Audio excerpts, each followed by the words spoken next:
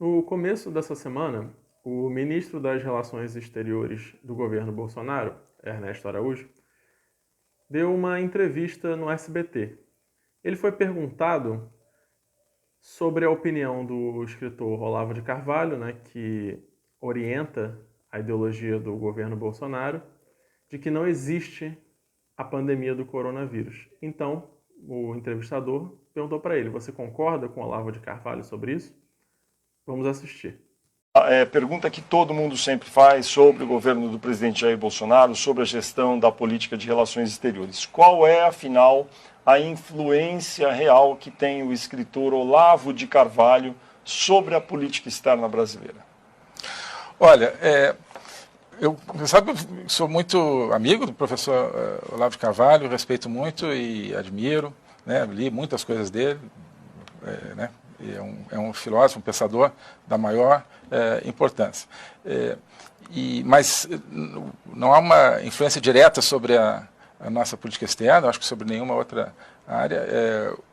São horizontes que se abrem quando você lê Olavo de Carvalho, que me ajudam a pensar, não necessariamente que a gente vá aderir àquelas ideias. Tem alguma coisa que ele falou com a qual o senhor não concorda, por exemplo?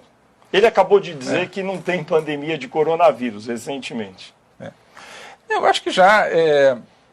Está certo isso que ele falou? Eu acho que, enfim, são maneiras diferentes, quer dizer, é uma questão de terminologia, né? O que é uma pandemia, o que não é uma pandemia. Como assim? Não, olha, enfim, como é que você classifica uma pandemia? O OMS, nesse caso, acho que o OMS tem os seus critérios, classificou de pandemia, então, para todos os efeitos, é uma pandemia. Né?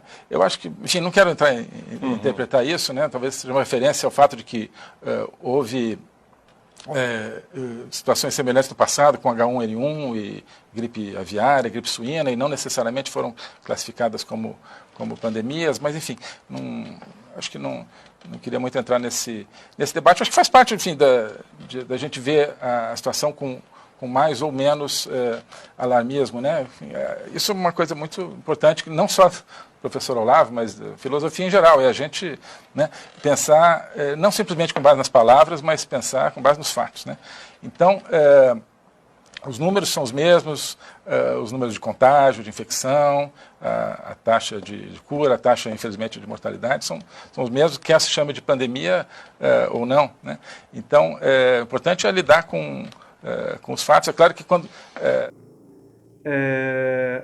Porque o conceito de pandemia E olha, a pergunta não foi difícil, né? É se a crise provocada pelo coronavírus, se a pandemia do coronavírus, que já deixou, a essa altura, mais de 12 mil mortos na Itália, quase 10 mil na Espanha, 5 mil na França, 3 mil na China, se ela existe. Porque o Olavo de Carvalho afirma que é tudo uma conspiração.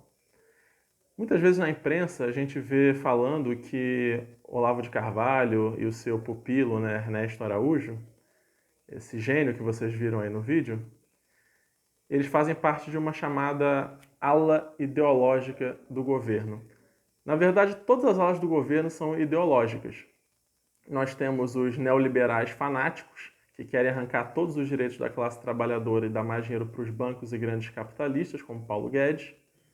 Nós temos aqueles que são viúvas da ditadura, que achavam que a ditadura militar era um paraíso da terra e que tudo de lá para cá foi um inferno, algo terrível, dominado pelo comunismo. E nós temos também essas figuras aí como Ernesto Araújo que acham, entre outras coisas, que não existe a pandemia, que não existe aquecimento global, mais do que comprovado pela ciência.